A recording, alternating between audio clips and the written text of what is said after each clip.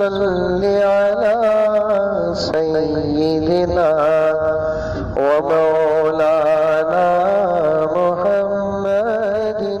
سامنے پوری شریعت مطہرہ کو رکھا کہ نہیں رکھا. پورے صحابہ ایک زبان ہو کر کہنے لگے ادیت الامانہ یا رسول اللہ، آپ نے امانت کا پورا حق ادا کر دیا. کیوں؟ جس کے پاس دین ہوتا ہے، جس کے پاس علم ہوتا ہے، وہ دین اگر نہیں پہنچاتا، وہ علم کو نہیں پہنچاتا، جاہل کو سوال دوسرے انداز سے ہوگا، عالم کو بھی سوال ہوگا. آپ فکر کرو، اپنے ماحول کو بناؤ، اپنے علاقوں کو بناؤ، اپنے افراد کو بناؤ. یہ تمام باتیں جس انداز سے آپ دوسروں تک پہنچا سکتے ہیں پہنچاؤ. 1 2 4 منٹ دو، میں عقیدوں کا طوفان تمہارے سامنے بتاؤں گا، عقیدوں کے زلزلے تمہارے سامنے بتاؤں گا، عقیدوں کی آندھیاں تمہارے سامنے بتاؤں گا. جب کوئی چیز پرانی ہو جاتی ہے نا، وہ ہمیشہ کمزور نہیں ہوتی. بہت ساری چیزیں جب پرانی ہوتی ہے مضبوط ہو جاتی ہے. پرانی ہو کر مضبوط ہونے والی چیزوں میں سے دین ہے. 1450 سال کا ایک لمبا عرصہ میرے نبی کے دین پر گزر گیا. مضبوط ہونے کے بجائے حضور کی امت میں یہ دین کمزور کیوں ہوتا جا رہا ہے؟ سوال سمجھ میں آیا؟ آج میں انشاءاللہ تعالی ترتیب کے ساتھ گزرتے کچھ باتیں بتاؤں گا. پہلے بتا دوں کہ حالات کیا ہیں. جب قرآن میں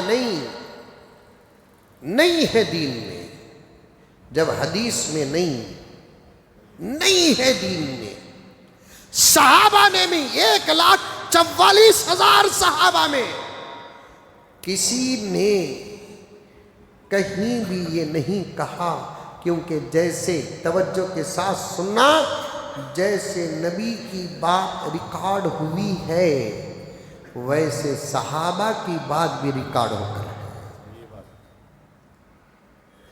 اور ایک علمی بات بتاؤں آپ کو، ارے بتاؤں آپ کو بتاؤں.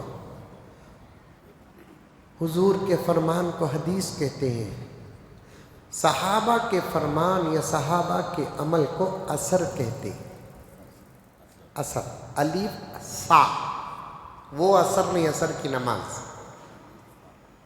اثر کہتے ہیں. بعض محدثین اسے بھی حدیث کہتے ہیں. ہم سے زیادہ ڈرنے والے صحابہ، اور صحابہ وہ نہیں کرتے، وہ نہیں کہتے جو نبی نے کہا ہو یا نبی نے کیا ہو. اس لیے صحابہ کے جملوں کو بھی حدیث کہتے ہیں. ایک علمی اختلاف ہے، مزیدار اختلاف ہے. مدرسوں کے اندر کا ماحول ہے، علماء کے بیچ کا ماحول ہے.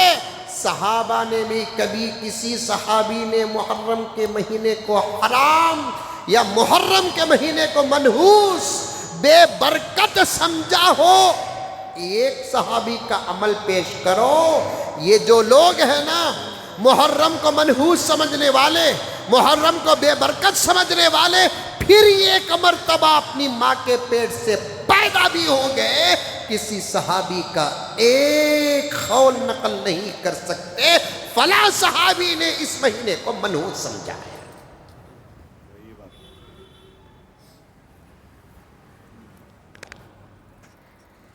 آئی بات سمجھ میں؟ آگے بڑھو.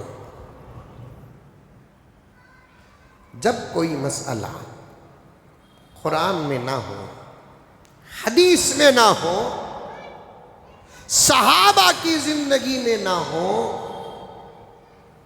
اسے چھوڑا نہیں جائے گا. پھر بھی اس مسئلے پر ریسرچ کرنے کے لیے اور ایک قانون ہے جس قانون کو کہتے ہیں قیاس.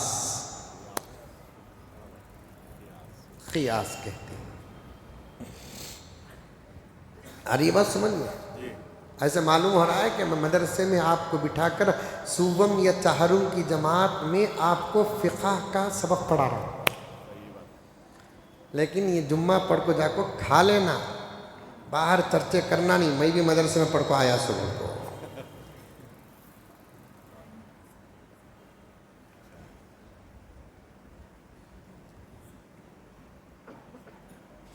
یہ تمام باتیں اگر آپ نہ سمجھے تو سمجھو کہ آپ کا ایمان خطرے میں ہے.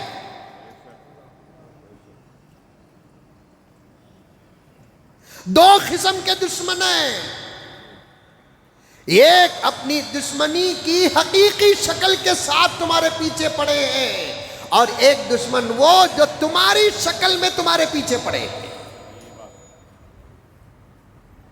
اور ان دشمنوں کی خبر تم نہیں، الحمدللہ ہمارے اکابر اور ان کے صدقے میں ہم رکھتے ہیں.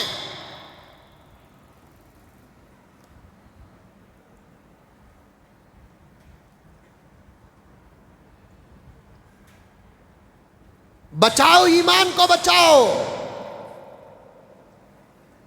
عبادت کے نام پر شرک نہ کرو، عبادت کے نام پر بدعت میں مبتلا نہ ہو، عبادت کے نام پر کوئی ایسا کام نہ کرو کہ تمہارا پیسہ بھی برباد ہو جائے، تمہارا وقت بھی برباد ہو جائے، اور ساتھ میں ایمان بھی برباد ہو جائے، اور اللہ کے پاس جاؤ گے تو نام تمہارا مومنین کے سب سے نکلا ہوا ہو.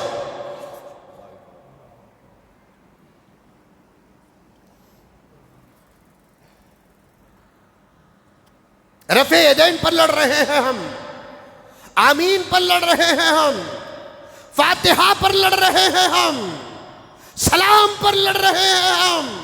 ان باتوں کی کہیں نہ کہیں کسی نہ کسی صورت سے گنجائش مل جائے تو مل جائے. جن باتوں کو میں بیان کرنے والا ہوں نا، ان باتوں کی دور دور تک کہیں بھی گنجائش نظر نہیں آتی. اور آج یہ سیار کے بارے میں ہر مسلمان تڑپ رہا ہے. کیوں تڑپ رہا ہے؟ یہ سیار کا مسئلہ حل نہ ہو، ہندوستان سے باہر کر دینے کا خطرہ ہے. میں ہندوستان کے مسلمانوں سے پوچھنا چاہتا ہوں، تجھے اس بات کا ڈر ہے کہ ہندوستان سے کہیں تجھے باہر کر نہ دیا جائے؟ تجھے کیا اس بات کا ڈر نہیں کہ تجھے ایمان سے باہر کر دیا جائے؟